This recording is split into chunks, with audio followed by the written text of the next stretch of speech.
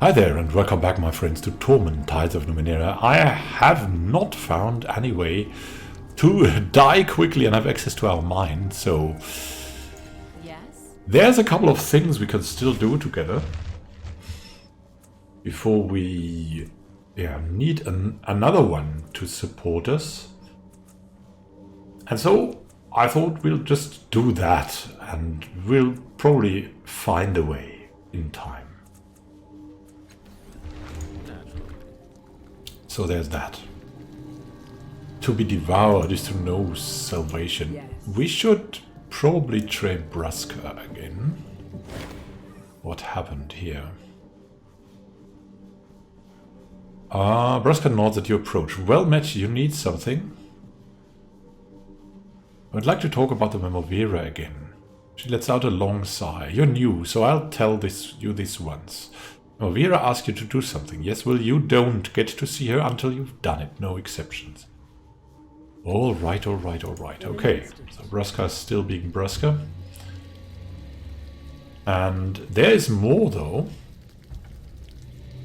I believe we haven't talked to all people in the Chirugeon Palace, for example. And that waits for prey is dead now. That has to interest some people too. Ready. And there's these people here, we haven't talked to them too. There's this Anine, of course. And then Grisela. Grisela squints at you. You spoke to her, didn't you? To the bloom, I mean, and she listened. Ken thought no wonder the Memovera wants to get rid of her.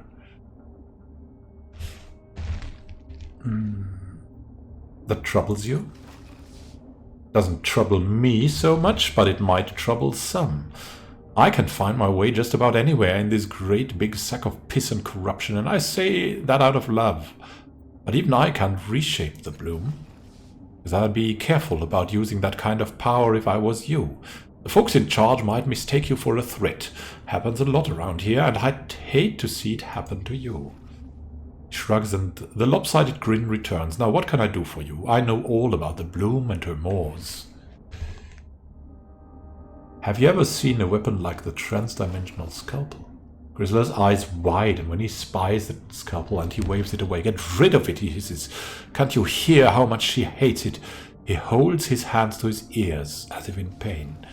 You don't actually hear anything, but you assume he must be referring to the voices of the bloom, or he's completely insane. I've heard of a weapon like that, Grisela whispers. Eyes still locked on the scalpel, stories mostly. It's been around the bloom for a long time. That knife can cut open her maws if you fix it up right. She don't like it, and she's no friend to the one who wields it. Too late. Too late. Do you know how to reach the heart of the bloom?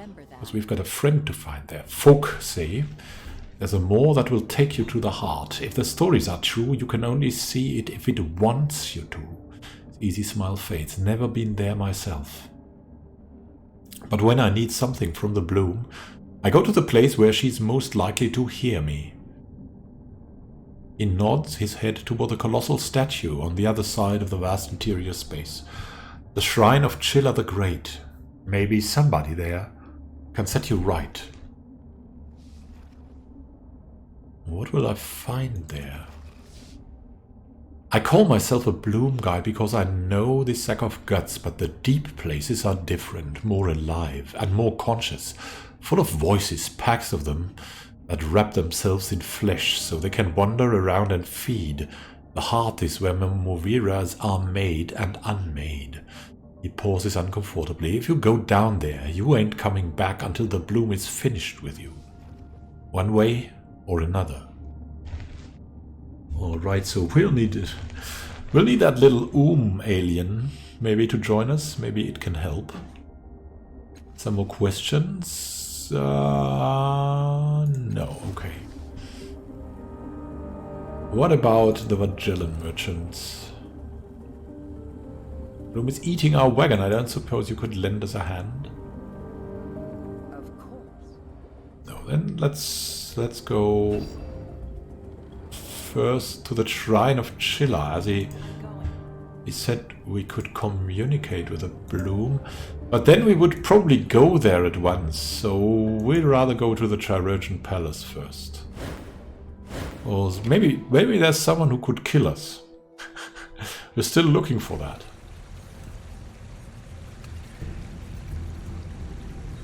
And that's this problem here. That everything is unreachable. And we gotta click like a madman.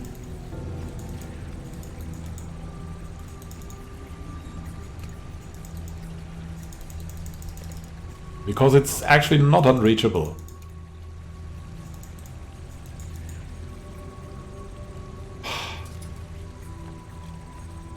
Ready. Can you go away here, please? Oh, that's so annoying, that bug.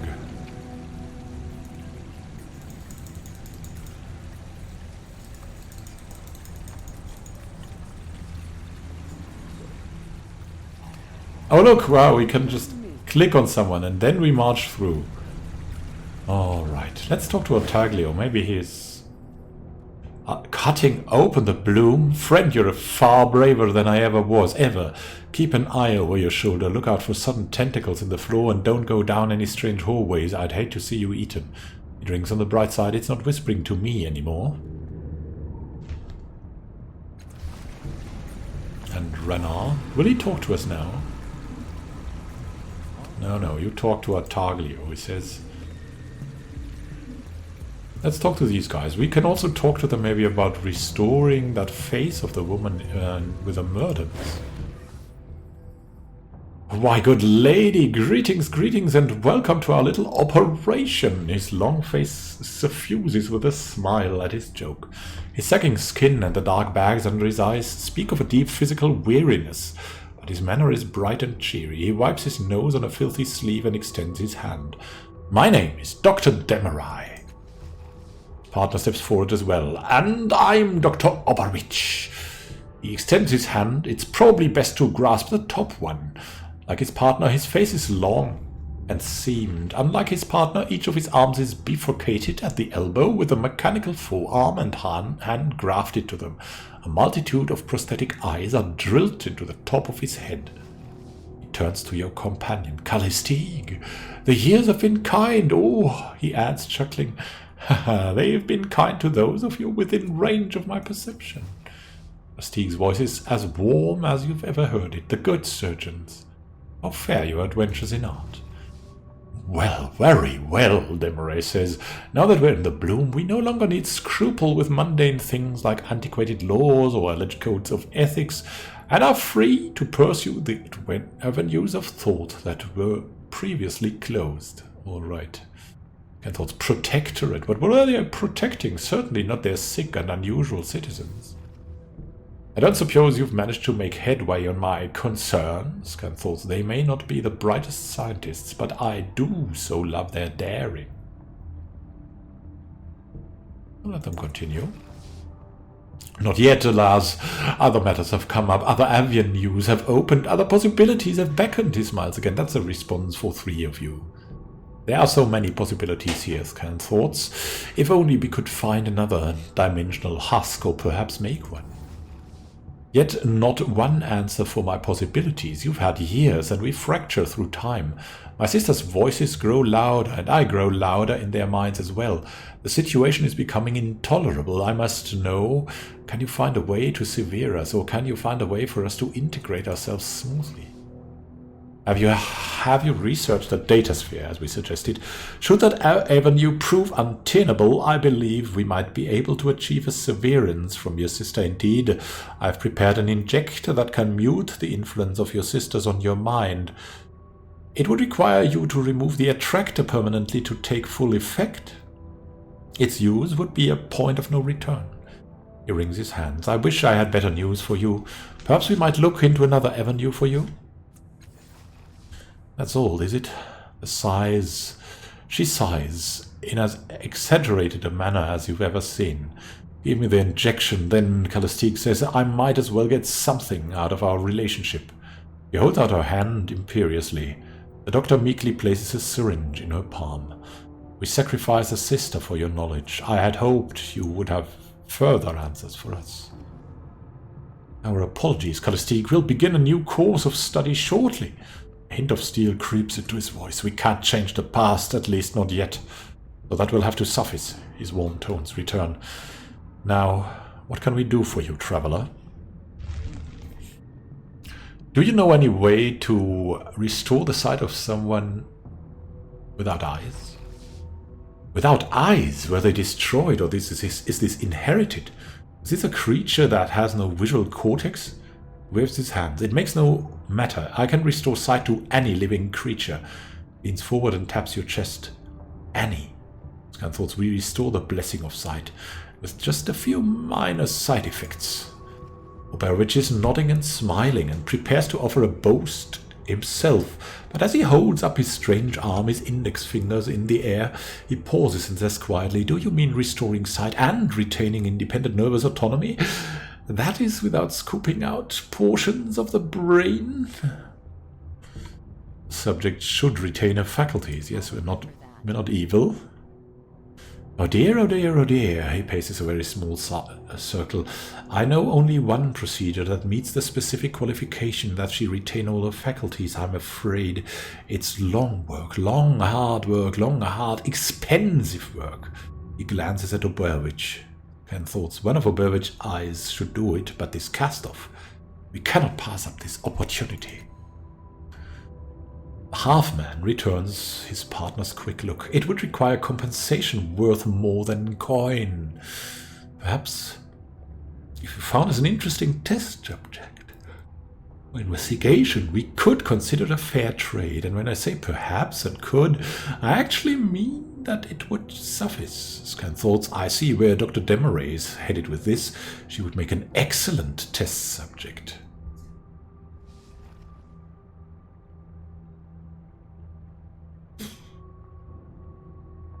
Oh. Expensive and time-consuming. What about all the eyes your colleague has on his head? Did he undergo all these surgeries one by one? My friend, these eyes provide a valuable function for me, and they are not simple baubles to be handed out as favors. They are affixed to me and provide certain insights. He bobs his head quickly and nervously, and as if to belie his words, one of them falls from his head. Blast, he adds, hastily scooping it up and reattaching it. Very well, very well. You've caught us in a slight embellishment, as one might expect from someone of your mental caliber. He looks to his compatriot. Did I not tell you that our friend's intellect was something to be admired? I did. Bows to you. We don't necessarily need a subject, I suppose, but I did not embroider the truth entire. This is an expensive item. To replace it will cost us 280 shins. I'll pay that. Shakes his head sadly. Such a possible contribution to knowledge and learning lost. Doesn't stop him from taking your money. I hope my esteemed colleague will cheer himself by thinking of how we can advance our research through the expenditure of these funds. He elbows Oberwitch. I believe our guest is waiting for something.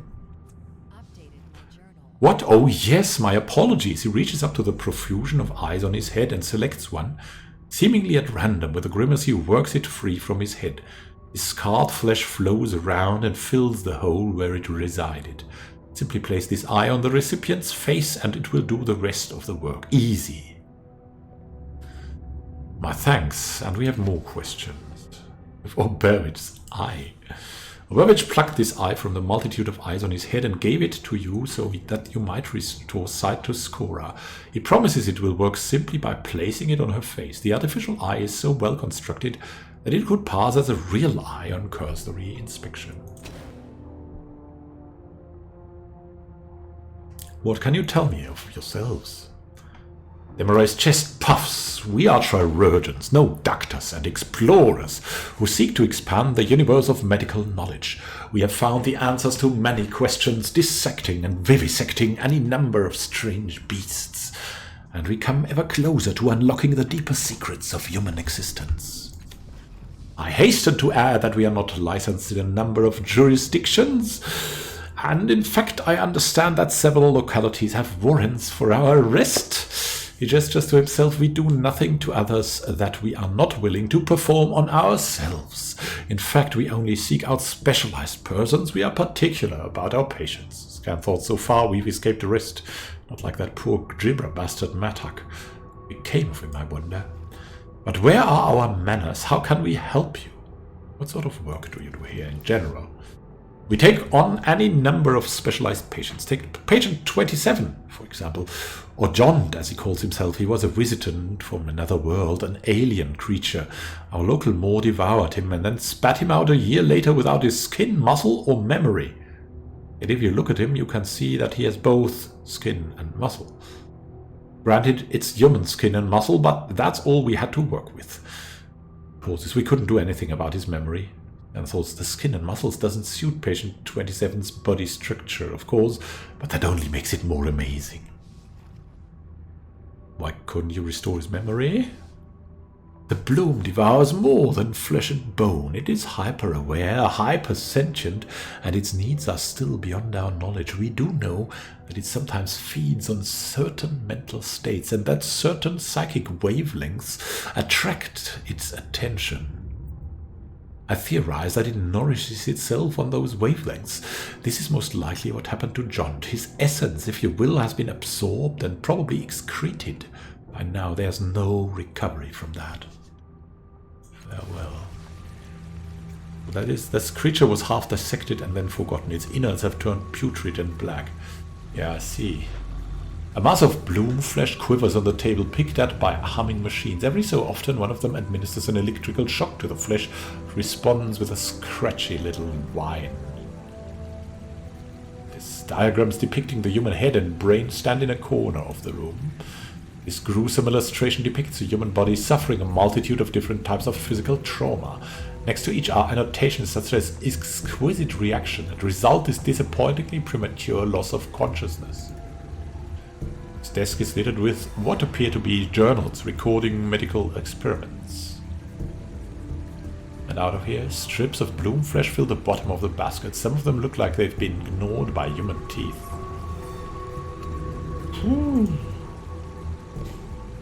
The things we do. Orthphone, can you tell me again what happened to your left eye? Just the usual accidents one should expect when tinkering with a Numenera. Okay, alright. Sure enough.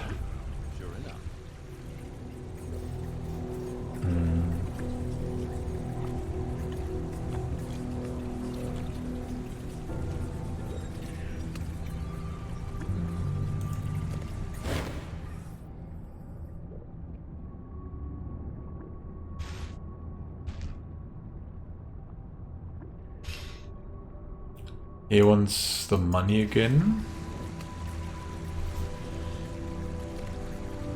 Oh, I might... that white automaton we could send him to is the... No, that's really evil. Oh, there's Jont, patient 27. We've got to talk to Jont.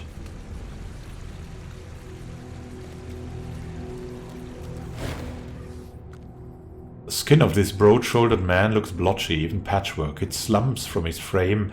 As if he had lost a great deal of weight, he bobs his bald head in greeting as you approach, and his neck moves like it's broken. Yet he seems to be in no pain, and his movements are quick and assured. His voice is sonorous but fluting, with a strange buzz that grates on your nerves. Greetings, Sojourner. You stand with Jont. Tell me about yourself, Jont. I have the pleasure of being Jont. I believe it is a pleasure. I do not have a memory any longer, and so I know not how the future remembers me. The burden of knowledge is gone. Oh. My goodness, the man without memory. How could he answer our questions here? Can you tell me about those soldiers over there? He whispers, angry men, always drinking, always armed, best to approach with caution, smile. Hands open. He opens his mouth and then snaps it shut. But to speak nothing is my policy. Ben thought better if they are not here. You tell me more about the soldiers, I may be able to help you. Let's first ask him what happened to his skin. He gestures in the direction of the soldiers. Do you see that more beyond them? The tongues there, they once seek me out, and I, bedazzled by them, give myself to their taste. He shrugs, sending a ripple through his loose-fitting skin. I awake some time later. Agony is my lot. Not solemnly, that Maw has stripped my skin and stolen my muscles. It has eaten my memories. I do not recall who I am, before or where I come from, or even my own appearance. All I know is pain. The good Chirugeons, Demarai and Obavich are not watching. I am dead. They give me new muscles, they make themselves, they grow me new skin made from dead men, and sew it on. They cannot match old frame perfectly, but they tell me I am fascinating case, not human. He pulls at some of the loose skin, oblivious to how painful it seems. No longer visitant, yes. Now a resident. But they cannot save my memory. The bloom is sated on me, my thoughts and dreams and other things caught up in its fabric. He shrugs. I am content. And thoughts miracle men, these doctors, they deserve a better place than under Artaglio's bullies. What else can you tell me about them? They work miracles, those two, if you are of interest to them. He looks at you keenly. If you are of interest to them, they bring fearsome knowledge to understand you. I don't understand why this is deception, but we'll try it. If you tell me more about the soldiers, I might be able to help you with whatever. We'll try that. Look carefully at the soldiers, probably to be certain they aren't listening. Perhaps your interest peaks when I tell you that Murdens from old slave block raid this place some times ago. They steal the soldiers' standard, their flag of battle. And if someone wants to have their captain owe him a favor, return his standard. This makes the proud soldier a slave for a moment. A person could force him to a task or make him lose face with his troops. And thought a task that frees the slump, perhaps. So we could give the flag to Jont, and Jont would give it them, and then... Well, that could be something. So we have to return. And maybe also to Skora.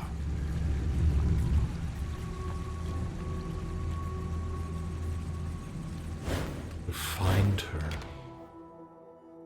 We'll make our way to her and then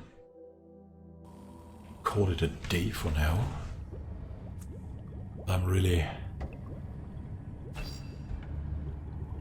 I need at least a small break.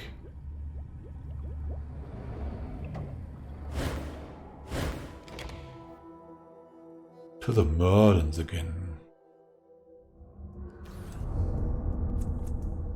Of course.